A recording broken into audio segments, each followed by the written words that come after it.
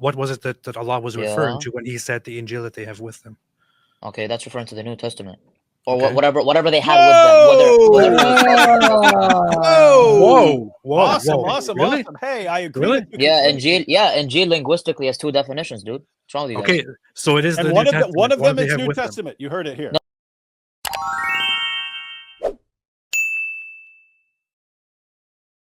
All right, Anas, you're up, man. What's up, dude? What's up, guys? Can you guys hear me? We can hear you just fine, man. We can hear you just fine. So we were asking the question on whether or not Allah could have a son if he wanted to. I was actually. Oh, I don't think I read the title correctly. I was gonna ask about Muhammad in the Bible. I don't know if you guys were open to doing that or not. Muhammad in the Bible? Yeah, I was wondering if maybe David would or you. Sure. Yeah. Okay. If we're gonna do that, sure. Then I would ask specifically where in the Injil does Jesus mention him? Well, I'm not necessarily talking about the Injil at the moment. I'm really referring to the Old Testament. Well, the Quran says that he's found in the Torah and the Injil. Yeah, Torah. Yeah. So Torah in Arabic and Hebrew can refer to the generality of the Old Testament. Wait, so the Injil is not what Jesus came with? Can we just deal with the actual topic? I don't get what you're doing. We are. I want to show where he's at, man. Like why we gotta go back and I want to. You always want to reroute to the Islamic quote unquote dilemma. No, it's because the Quran itself says that he is found in the that's fine. And the Injil. That's fine. That's fine. No, that's okay. But I want to show you where he is in the Old Testament. Go ahead. But before you do that, okay, go ahead. He said go ahead. Go ahead. Let me do it. Anas, relax. I specifically want to see where, because your Quran, it makes the explicit claim. It says that Jesus mentioned to Ahmed, and it says that he's also found in the Injil. So I want to know. Okay, I'm not substantiating that he said that Ahmed's coming after. I'm just substantiating that he's in the Old Testament. Is he in the Injil? Again, you're asking me a question that I don't want to substantiate right now. Can we talk about the Old Testament? Look. You can give me a straight answer on this if you're honest with this. The answer is yes. He's in the Injil. But can I show you the Old Testament? See, I don't want to do that. Okay. Can we go to the Old Testament? How about I want Why don't we go to the here. Old Testament? I came up to show you where he is in the Old Testament. I want to make a deal here. How about this? You show us where he is in the Old Testament, but afterwards you also show us where he is in the Injil. No. I got no problem with that. No first problem. Thank you, AP. One. No. AP, come on, bro. AP, let's do what Dr. Apostate Prophet said. Unfortunately, this is Godlogic's channel. Okay, but Apostate Prophet, bro, he's better than you. Godlogic says, first show me where he is in the Injil. Pretty racist. And then go to the Old Testament. I have no problem with the Old Testament one. But after can I just show you? I mean, I'm up here to show you where he is in the Book of Psalms. So you can't show me where he is in the Injil? I didn't say that. That's an argument from ignorance. All right, so I'm gonna ask it again. Can you show me where he is in the Injil or not? I can, but my intention is to show you where he's in the Old Testament. So where is specifically? Look, many passages. Anas, give me where he is in the Injil, and I'll let you show the Psalms one. Yeah, first you have to define what Injil means. The revelation that Jesus went around preaching. Oh yeah, well we don't have that at the moment. I can show you where he is in the New Testament. But you said the Quran says that they have it with them, so they can find him written in the Injil. Okay, correct. Because Injil has two different definitions, Mr. Apostate. And what was it? What was it that Allah was referring to when He said the Injil that they have with them? Okay, that's referring to the New Testament. Or whatever they had with them. Awesome. Really? Hey, I agree. Really? Injil linguistically has two definitions, dude. What's wrong with you guys? Okay, so it is and the one New of Testament. One of them is New Testament. You heard it here. No. Okay, so new. I don't know if it was coined as New Testament, but it's just going to be referring what is with them, what is corrupted with them. Yeah. So what you are saying is that when it says that they can find Muhammad in the Injil they have with them, you are saying that that it refers to the New Testament. So it refers to what it refers to the corrupted scripture they had with them. Yeah. Okay, fantastic. So you can point at it right there then. Yeah, because Injil has two different definitions. Okay, good. So where in the Injil? So why are we even discussing? Okay, so now we're running from the Old Testament. Okay, that's fine. We'll go to it. No, I think you're running from the New Testament. You're running from the Injil. No, I came up to discuss the Book of Psalms. Quran, if he says that the Quran talks about it as being corrupted. Hold up. The Quran does talk about it being corrupted, but that's not the topic. Oh, yeah? Isn't the Book of Psalms mentioned in the Quran? The book, it's not mentioned. It quotes things that are within it in which God revealed. What is the Zabur? The Quran mentions the Zabur, yeah. Zabur, no. But the Psalms that you have are not mentioned. But Zabur has been corrupted, yeah. The Psalms that we have is mentioned. What are you talking about? It literally quotes. No, No. It's when it says Zabur, it directly translates to Psalms, but it's not referring to the Psalms that you have. Then why does he quote it? What? And why do you Because bring there the is. Psalms Can then? I Wait, answer hold on, logic? AB. Can I answer logic? Okay. Yeah, why did you Yeah, quote it? because your the Zabur that you have, the Psalms that you have, there is truth within it. That doesn't negate that it's corrupted though. So is the Quran appealing to my Psalms that I have, or what? That's not appealing. No, But it's you not want, When appealing. it you said- want when to it- show us Muhammad in the Psalms, I want to show you where he is in Psalms. Yes. which But is wait, the wait, Zabur. wait. Psalm. Hold on, No. there's too Okay. many- Well, too many that's a trails false there. equivocation. AP. Hold on, You're hold on, cooking hold yourself, on. dude. Slow down. There's too many trails there.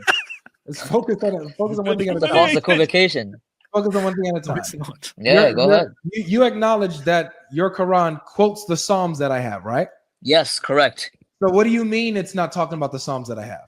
Well, because in the Quran, when it says وَآتَيْنَا دَاوُودَ زَبُورًا, and we gave Dawood the Psalms, it's the same word, but it's referring to a different thing.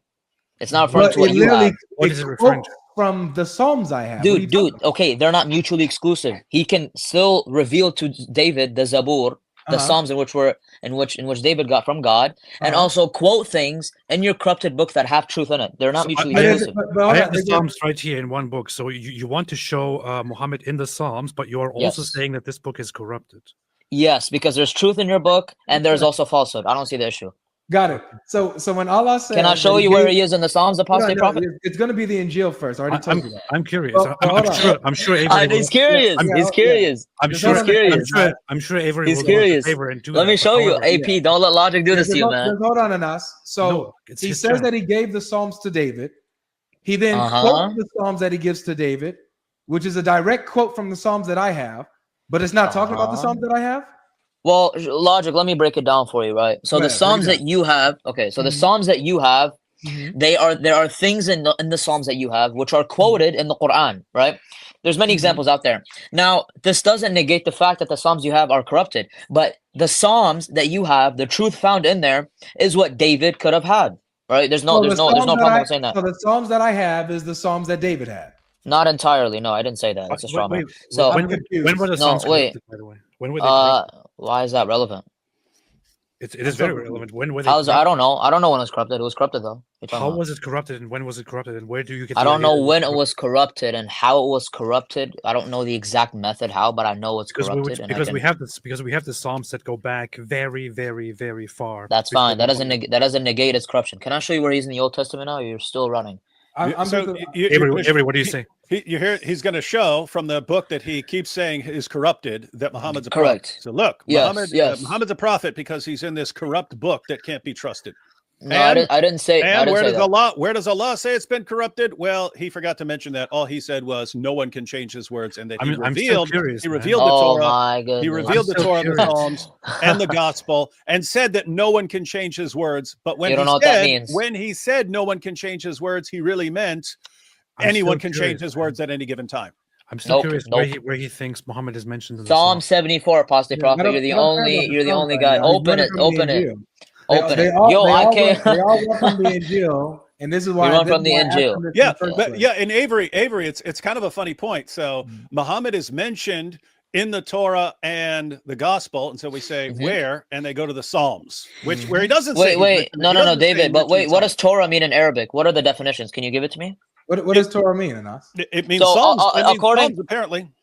No, I didn't say Torah means Psalms. I'll tell you what it means exactly. So there's two. I'm talking. Where does I just want to just for clarification? Where does he say that he's mentioned in the Psalms? Where's that? Well, I'll tell you. Yeah, because he says that he's mentioned in the Torah, and I can prove to you that Psalms is actually the Torah, even according to Jesus. David, that's very hold strange. on, hold on. Can I speak? This is precisely why I asked you the question earlier about the Psalms, because or whether the Quran mentions the Psalms or not, because the Quran mentions the Torah, the Zabur, and the Injil separately. No, the Zabur is the Torah. However, you want to argue that when the Quran says Torah, it also includes the Psalms. Yes, because the word Torah in Arabic. Can I explain? Why in the world would it then mention these three books separately while also including Zabur into the Torah? That's irrelevant. The point is that the word Torah refers to the generality of the Old Testament. Even Hebrew does. I can show you. But anyway, can I show you, or do you want to get to the argument? Anyway, I'm completely curious as to where do you find. Okay, good. I appreciate your curiosity. This is my thing because I see what Anas is saying.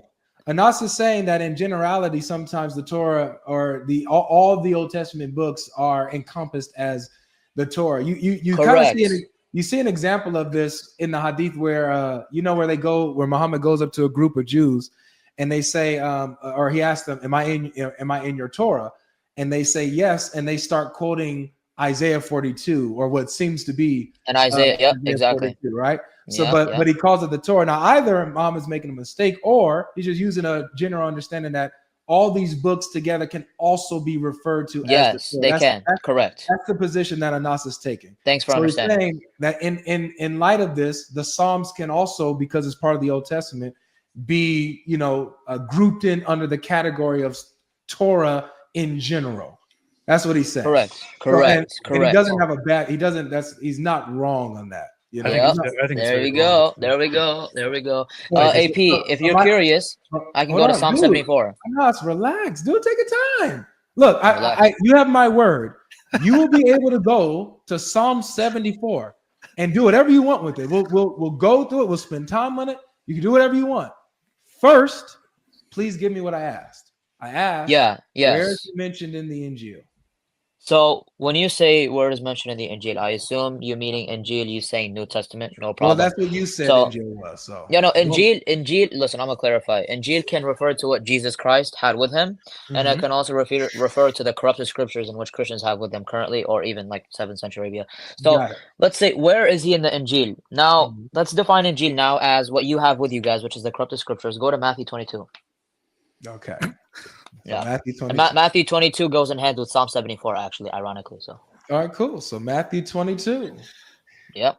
Jesus is Muhammad is mentioned in Matthew 22. Not by name, but by description and characteristics. The Quran does say he's mentioned by name. It doesn't say Ahmed. That's not true, because Bukhari 2125 states that he's mentioned by characteristics, attributes, etc., not names. Wait, so again, you don't know what you're talking about. I don't give a flying fig. Wait, hold on. Time out. What does Allah say in the Quran? How he's mentioned? It's chapter 7, verse 157 says he's mentioned in the gospel and the Torah. No, Allah says that Jesus mentioned him by name. No. I'm not talking about Jesus mentioning him by name. I'm talking about. You're really going to Jesus. Wait. No. It doesn't matter. It doesn't negate that he's talking about him. I'm not showing him where he called him. I'm not showing him where he called him Ahmed. I'm showing you where Jesus is prophesying without calling him Ahmed in a different way. So can you go to the chapter, please? So wait. Do you agree that the Injil mentions Muhammad as Ahmed? Can we get to the point? I don't understand. Do you agree with that? Wait. Define Injil. Define Injil now. Yeah, define Injil. You just define it for us. We already established. No, there's two definitions. Which one are you picking? The one that was revealed to Jesus, or the one that you have? Is Muhammad mentioned as Ahmed in the Injil? Yes or no? Okay, Injil, and what definition? It depends. The answer will differ between the definitions. Oh my God. Yeah, I know. It's very pointless. You guys are being ambiguous on purpose. You're being ambiguous on purpose. We are being ambiguous. Yeah, because you're saying Injil. What does Injil mean? There's two or more valid interpretations. I will tell you exactly what Injil would mean in the 7th century Arabia context. There's not one definition. Context, there's two. Where does Allah? If you went to Christians and told them, "Give me the Injil," they would give you the Gospels or the New Testament. The Gospels okay, so we're defining Injil here as the New Testament. Okay, good. So if you're asking me where is he mentioned by name? That's not what AP said. He said if you were to use this word in the 7th century, it would be understood as meaning something. And therefore, if Allah is clear in what he says, then it would have to mean what the listeners understand by that. And if Allah means something completely different, some book they don't have or something corrupt or something like that, he would need to clarify it, because if he didn't, it would be like me coming to you and saying, "Hey, I affirm the Quran. The Quran is as good as gold. Didn't you know I mentioned in the Quran?" And you would walk away assuming that I'm talking about the Quran.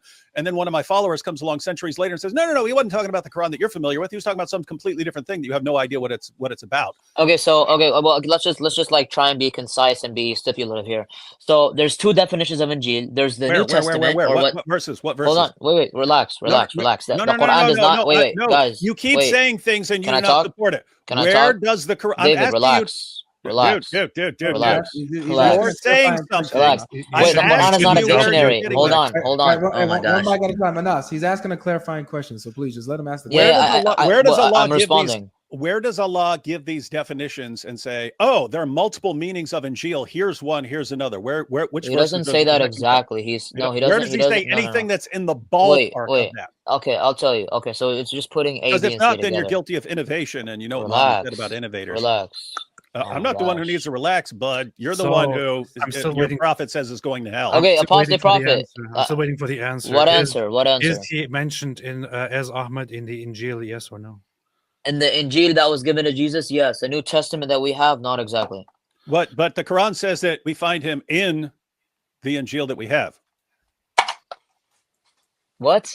7:157 written down with them in the Injil. That's where we find Muhammad. Okay, but it doesn't say that Jesus called him Ahmed in the Injil that you have. No, it says that Jesus. You see, again, you continue with these fallacies. No, hold on. It says that Jesus told the people that you will about the prophet who will come, whose name is Ahmed. Yeah, he's speaking the good news. Yeah, we're supposed to understand this. We're supposed to understand that this is somewhere to be found. We are also supposed to understand Muhammad. That's not true. AP, it's not found anywhere. He could just say the unlettered messenger who is found in their scripture, in their text. Wait. Hold on. I want to understand. Where does it say that the New Testament is supposed to mention him as Ahmed? What's written with them is simply his characteristics and descriptions and attributes, right? Okay. But him calling... I'm talking.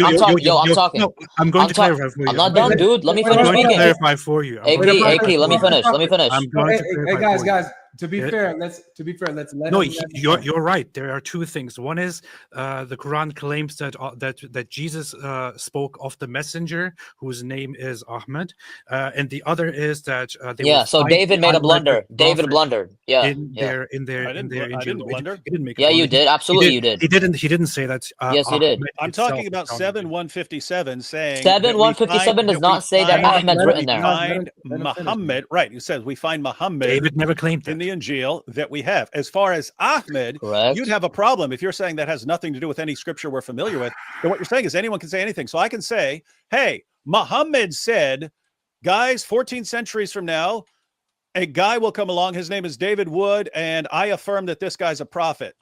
And you say, okay, where did Muhammad say that? I said, well, I'm just saying it. I'm just saying it right now. You notice how we're not actually dealing with the argument at this point? They just never deal with it. Yeah.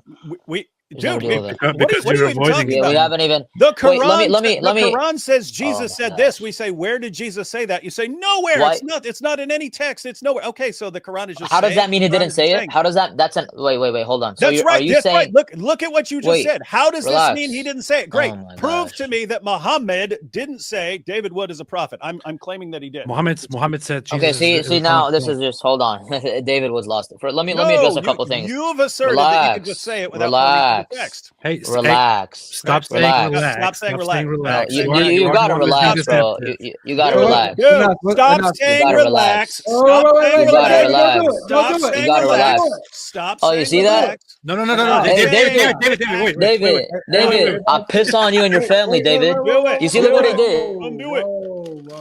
Quit talking. Interrupted real quick. Now, I didn't kick him. I just dropped him for a second to cool off. All right, let's come back if you want. Let's be calm. I think he was the first one who actually had a little bit of a brain tonight. So except for the one before him, who was a nice guy. I would think that we should just continue and establish the point that he was trying to make, because I'm kind of curious.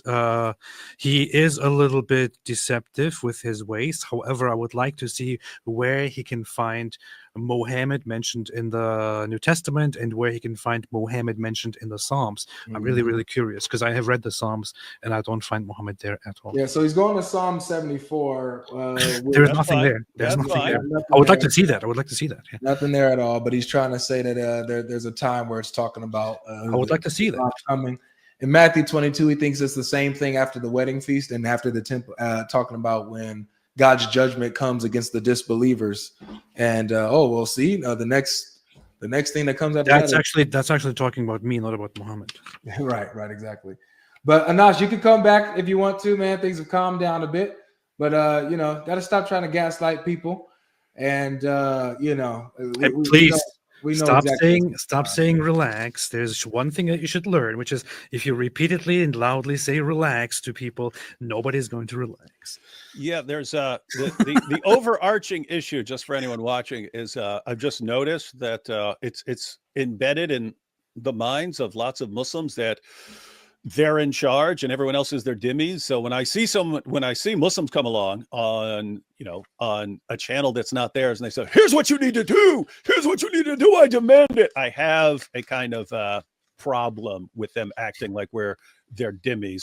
This is have never been, never will be your dhimmi. So if you're going to just do what you're doing, fine. Then what you're saying is we do not need to play by any rules and we can do whatever we want. That's fine with me. Darul Islam, and we are not your dhimmis. Well, not your dhimmi, bro. All right, so we got